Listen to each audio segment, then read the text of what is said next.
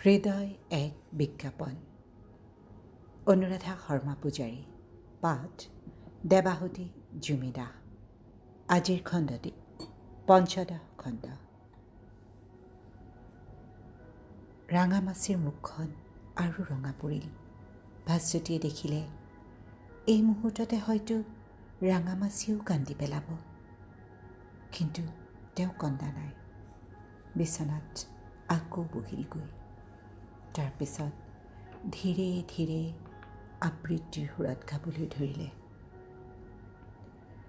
সহজ হবি, সহজ হবি, ওরে মন সহজ হবি। কাশের জিনিস দূরে রাখে, তার থেকে তুই দূরে রবি। কেন রে তোর দুহাত পাতা, দান তো না সাই যে দাতা। সহজে তুই দিবি যখন, সহজে তুই সকল লবি। সহজ হবি, সহজ হবি, ওরে মন সহজ হবি। মহুৱাই ৰাঙামাছিলৈ চালে। চকু পানী মচি ধীৰে ধীৰে তাই ৰাঙামাছিৰ সৈতে আবৃত্তিত সুৰ মিলালে। আপন বচন রসন হতে বাহির হয়ে আয়রে কবি। সকল কথার বাহিরেতে ভুবন আসে হৃদয় পেটে। নীরব ফুলের নয়ন পানে চেয়ে আছে প্রভাত রবি। ৰাঙামাছিৰ মুখত এক অপৰূপ হাঁহি। স্বৰ্গীয় হাঁহিৰ কথা ভাস্বতীয়ে শুনিছিলহে। ৰাঙামাছিৰ মুখত আজি দেখিলে। মহুৱাই ৰাঙামাছিৰ হাত দুখন মুঠি মাৰি ধৰি আছে। ভাস্বতীৰ চকুযোৰ অজানিতে সেমেকি উঠিল।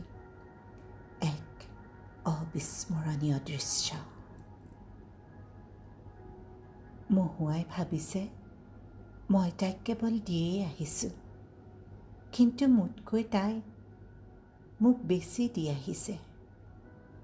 মোৰ কন্যা তাই, মোক মাতৃত্ব দিছে। সহজে তুমি যেতিয়া দিব পাৰিছা, সহজে সকলো ল'বও পাৰিবা। কবিগুৰুৱে লিখি থৈ গৈছে। ভাস্বতী মাসি খুব ভাল মঞ্চ অভিনেত্ৰী আছিল একালৰ। এখন নে দুখন চিনেমাতো অভিনয় কৰিছিল। হয় নেকি? মাছিক দেখিয়েই বুজিছিলোঁ। আবৃত্তি শুনি নিশ্চিত হৈছিলোঁ এই দক্ষ কণ্ঠ পৰিচালনা বহু সাধনাৰ ফল হ'বই লাগিব। ৰাঙামাছিয়ে লাজ কৰিলে ভাস্বতীৰ মন্তব্যত। পিছে আমাৰ উভতিবৰ হ'ল ভাস্বতী। কাইলৈ ৰাতি মই কিন্নৰীক ৰাঁচীলৈ লৈ যাম। বৰ্ডিং স্কুলত ছিট পোৱাৰ কথা কৈছিলোঁ নহয় তোমাক। মই কাইলৈ পুৱাই আকৌ আহিম ইয়ালৈ। কিন্নৰী তোমাৰ সৈতে কেইঘণ্টামান থাকিব খুজিছে মাছি। ৰাঙামাছি মৌন হৈ ৰ'ল কিছুপৰ। তই তাইক বৰ্ডিং স্কুলত থোৱাতকৈ মোৰ সৈতে থ'ব পাৰিলিহেঁতেন, আৰু ইমান সোনকালে থোৱাৰনো কি দৰকাৰ আছিল? মাছি, মই বিচৰা নাই। কিন্নৰীও কাৰোবাৰ মৰম, কাৰোবাৰ তত্বাৱধানৰ ওপৰত সম্পূৰ্ণ ভৰসা কৰিবলৈ লওঁ বুলি। মই দেখোন নোৱাৰিলোঁ। মা দেউতায়ো বিশ্বাসঘাতকতা কৰিলে। চন্দনকে সৰ্বস্ব বুলি নোলোৱা হ'লে মই আজি ইমান কষ্ট নাপালোহেঁতেন কিজানি। তোমাৰ ওচৰলৈ মই কিয় বৰকৈ নাহোঁ জানানে? তোমাৰ ওচৰৰ পৰা গ'লে মোৰ বৰ কষ্ট হয়। ৰাঙামাছিৰ ঘৰৰ পৰা উভতি আহোঁতে বিয়লি হৈছিল। মুকলি ফিল্ডখনত এজাক ল'ৰাই ক্ৰিকেট খেলিছিল। মহুৱাই অন্য এটা ৰাস্তাৰে ভাস্বতীক খোজ কঢ়াই লৈ আহিল। আমি অন্য এটা চমু ৰাস্তাৰে বাছত উঠিমগৈ বোলা। ভাস্বতীয়ে মহুৱাৰ কথাত আপত্তি তোলা নাছিল। মহুৱা আজি তাইৰ গাইড। তাইক অন্য এটা কথাই অন্যমনস্ক কৰি ৰাখিছিল। আহিবৰ সময়ত মহুৱাৰ দৰেই ৰাঙামাছিও তাইক মৰমতে সাবত মাৰি ধৰি চুমা খাইছিল। দঢ়াই দঢ়াই আকৌ আহিবলৈ কৈছিল। ভাস্বতীয়ে ৰাঙামাছিৰ শৰীৰটো এৰিব পৰা নাছিল। ৰাঙামাছিৰ শৰীৰত যামিনী পেহীৰ গোন্ধ পাইছিল। তাইৰ আইতাকৰ শৰীৰৰ কাপোৰৰ গোন্ধ পাইছিল। সৰুতে আইতাকৰ সৈতে শুওঁতে পোৱা এটা চিনাকি গোন্ধ। ককাকে মলা ধপাত খাইছিল। ধপাত খোৱা গুৰগুৰিটোৰ পৰা যোৱা পাইপডালত ককাকে সোপা মাৰিলেই নাৰিকলৰ খোলাৰ দৰে মাটিৰ মলাটোত পানীৰ খলকনি উঠিছিল। চিলিমত দুটুকুৰামান অঙঠা দি ভৰাই থোৱা ধপাতৰ গোন্ধটো ফুৰফুৰকৈ ওলাইছিল। তাই কাণ পাতি পানীৰ খলকনি শুনিছিল। মলা ধপাতৰ গোন্ধটো বৰ ভাল লাগিছিল। এটা কথাই তাই বুজিব পৰা নাছিল, আইতাকৰ চাদৰৰ আঁচলত মলা ধপাতৰ গোন্ধ কেনেকৈ লাগি থাকিছিল। আইতাকৰ মমতাময় স্পৰ্শত পাইছিল সেই গোন্ধটো। ৰাঙামাছিৰ শৰীৰৰ পৰাও ঠিক তেনে এটা গোন্ধেই পাইছিল ভাস্বতী। মৌনতা ভংগ কৰিলে মহুৱাই। ৰাঙামাছিৰ জীৱনটো বৰ ট্ৰেজিক ভাস্বতী।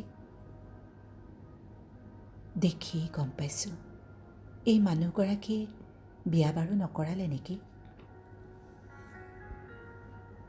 এজন প্ৰেমিক আছিল তেওঁ। খুব প্ৰতিভাৱান নাট্যকাৰ কবি অবিনাশ কিশোৰ ভট্টাচাৰ্য। অবিনাশ বিবাহিত আছিল। 3টা ল'ৰা ছোৱালী আৰু পত্নীৰ সৈতে তেওঁৰ সংসাৰ। তেওঁলোকৰ এটা গ্ৰুপ থিয়েটাৰ আছিল, ৰংগমঞ্চ নামৰ। ৰাঙামাছি মুখ্য অভিনেত্ৰী। এতিয়াও বংগৰ কলা সংস্কৃতিৰ ইতিহাসত পঢ়িবলৈ পাবা ৰাঙামাছিৰ নাম, মালিনী দেৱী। এখন বাছ আহি ৰ'লহি। বন্ধবাৰ বুলিয়েই হবলা বাছখনত বেছি মানুহ নাছিল। মহুৱা প্ৰায় জঁপিয়াই বাছত উঠি এটা চিটত বহি লৈ ভাস্বতীলৈ কাষৰ চিটটো দেখুৱালে। নাটকৰ গ্ৰুপ চলোৱা মানুহৰ আৰ্থিক কষ্টটো আছেই। অবিনাশেও ৰেহাই পোৱা নাছিল। পত্নীৰ সৈতে প্ৰায়ে মনোমালিন্য হৈছিল। নতুন নাটক কবিতা লিখাৰ আশ্ৰয়স্থল আছিল ৰাঙামাছিৰ ঘৰটো। ৰাঙামাছিৰ সৈতে অবিনাশ ভট্টাচাৰ্যৰ সম্পৰ্ক গভীৰ হৈ আহিল। অৱশেষত বাহিৰতো এই কথা জনাজাত হ'ল। অবিনাশ আছিল অতি বেপৰোৱা, সংস্কাৰভুক্ত মনৰ মানুহ, প্ৰচণ্ড জেদিও। ৰাঙামাছি সম্পৰ্কত খোলাখুলিকৈ ঘোষণা কৰিলে, তেওঁ মোৰ সৃষ্টিৰ প্ৰেৰণা বুলি। এইবোৰৰ পিছত মানুহবোৰৰ ঘৰত যি ঘটে সেয়াই হ'ল। অবিনাশে ঘৰ সোমাব নোৱাৰা হ'ল। পত্নীৰ ককৰথানাত জীৱন দুৰ্বিষহ হৈ উঠিল। তেওঁ সংসাৰ প্ৰায় পৰিত্যাগ কৰিলে। ৰাঙামাছিয়ে অবিনাশক আলফুলে ৰাখিবলৈ যত্ন কৰিলে। অবিনাশে কেইবাখনো নতুন নাটক লিখি হৈচৈ লগালে। 2টা কবিতা সংকলন উলিয়ালে। কিন্তু আনহাতে তেওঁ অন্তৰ্দন্ত থাকিবলৈ এজন অত্যধিক সুৰাপায়ীলৈ ৰূপান্তৰিত হ'ল। ৰাঙামাছিয়ে এটা আচৰিত কাম কৰিলে। কি জানা?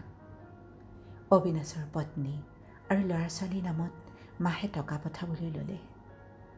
অবিনাশে নিজেও নাজানিলে সেই কথা। অবিনাশৰ পত্নীয়েও সেই টকা অবিনাশে পঠোৱা বুলিয়ে আজিও জানে। পিছে লাং কেঞ্চাৰ হৈ অবিনাশৰ মৃত্যু হ'ল। অত্যধিক সুৰাপানে তেওঁক শেষ কৰি দিলে। এক সাংঘাতিক প্ৰতিভাৰ মৃত্যু হ'ল। অবিনাশৰ পৰিয়ালে ৰাঙামাছিক কেনে চকুৰে চায়? অবিনাশৰ শৱদেহ ঘৰলৈ লৈ যোৱা হৈছিল হস্পিটেলৰ পৰা। ৰাঙামাছিও গৈছিল। ৰাঙামাছিলৈ হেনো অবিনাশৰ খুলশালীয়েকে এচপৰা ইটা দলিয়াই গুৰুতৰভাৱে আহত কৰিছিল। আটাইতকৈ আচৰিত কথা কি জানা ভাস্বতী? ৰাঙামাছিয়ে অবিনাশৰ নামত বেংকত টকা জমা কৰিছিল। অবিনাশৰ মৃত্যুৰ পিছতো সেই টকাৰে অবিনাশৰ ল'ৰা ছোৱালী শিক্ষিত হৈছিল। এতিয়া সকলো স্বাৱলম্বী। কিন্তু ৰাঙামাছিয়ে অবিনাশ ভট্টাচাৰ্যকো জানিবলৈ নিদিলে একো কথা। এবাৰ সোধোতে কৈছিল, অবিনাশৰ দৰে আত্মসন্মান বোধ থকা মানুহে মোৰ এই সহায় কেতিয়াও গ্ৰহণ নকৰে।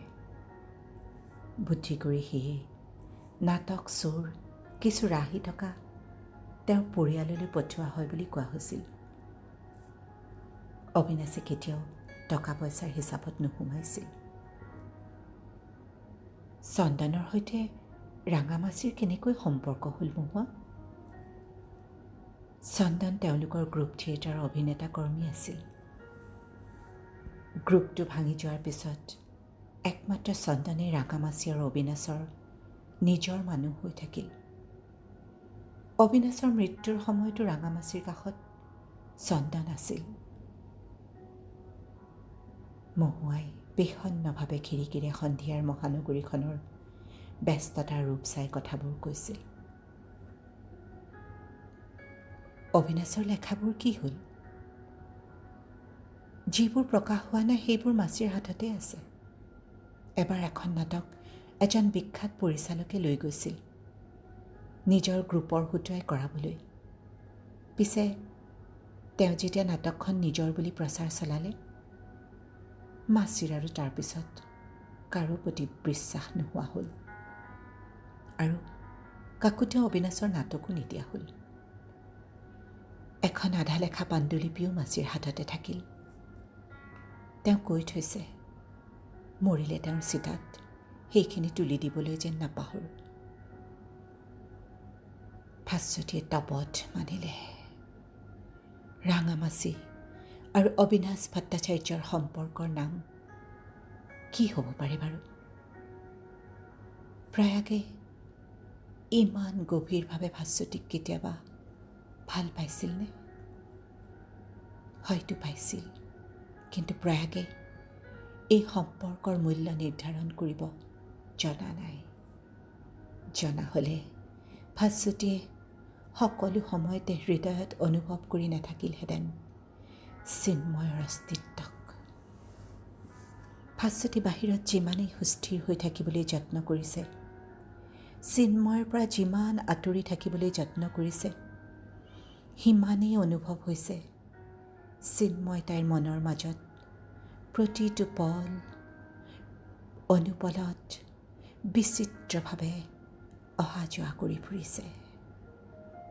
চিন্ময়ৰ কথা তাই নাজানে, কিন্তু চিন্ময়ৰ দৃষ্টিত তাই দেখিছে নিজৰ হৃদয়ৰ প্ৰতিবিম্ব।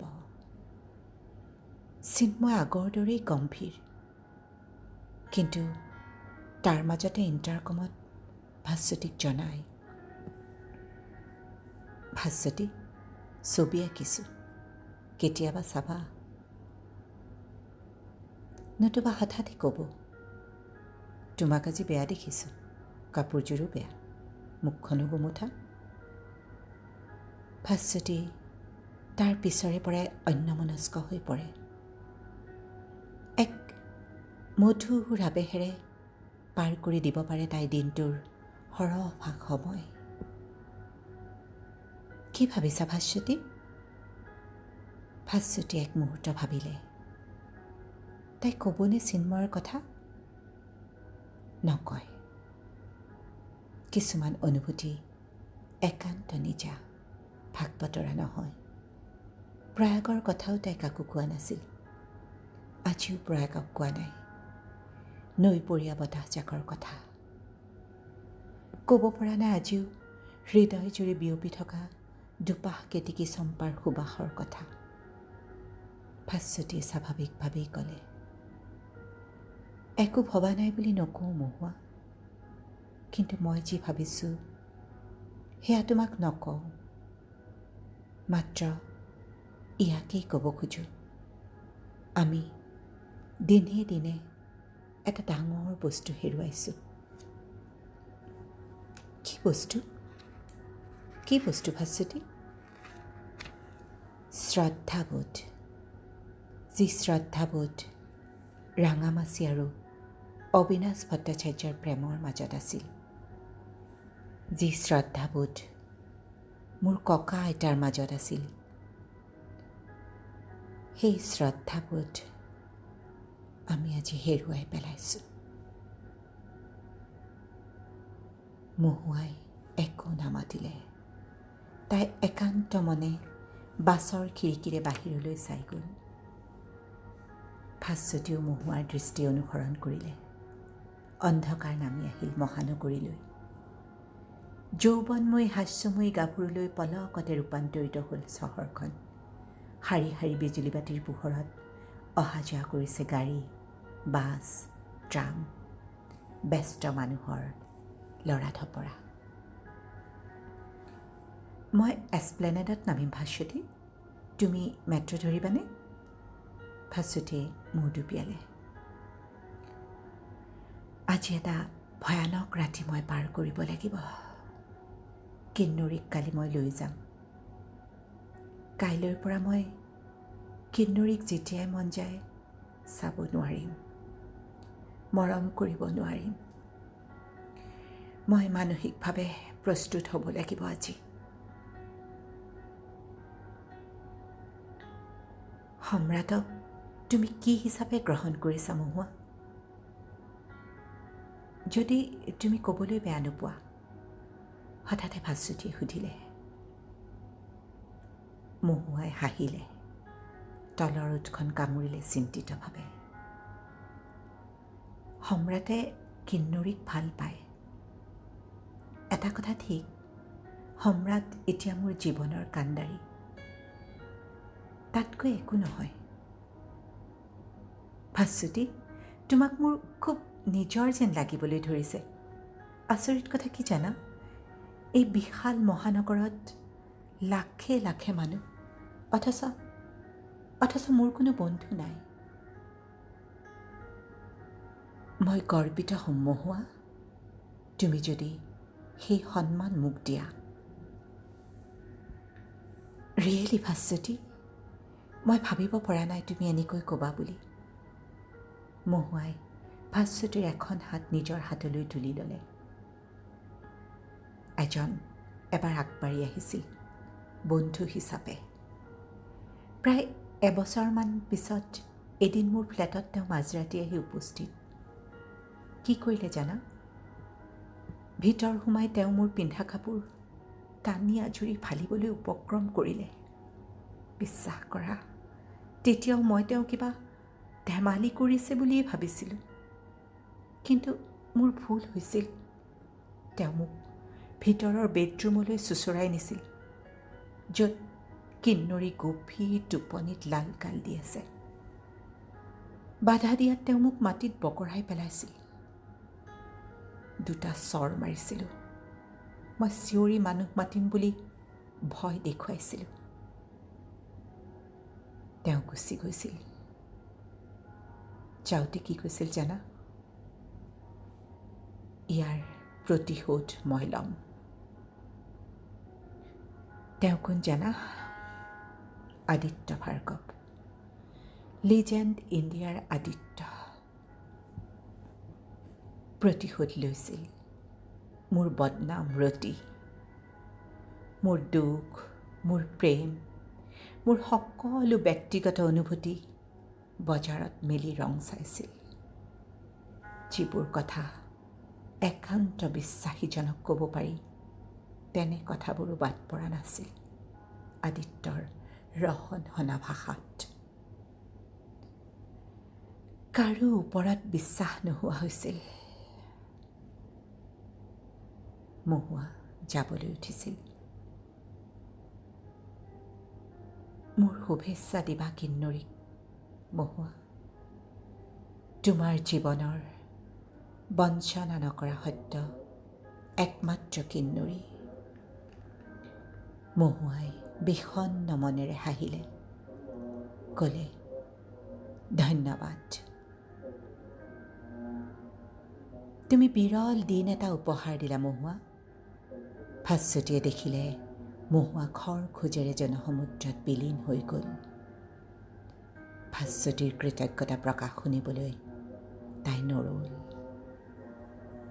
আজিৰ খণ্ডটি ইমানতেই সামৰিছোঁ। অহা খণ্ডটি হ'ব হৃদয় এক বিজ্ঞাপনৰ অন্তিম খণ্ড। আপোনালোক সকলোকে লগ পোৱাৰ আশাৰে ধন্যবাদ।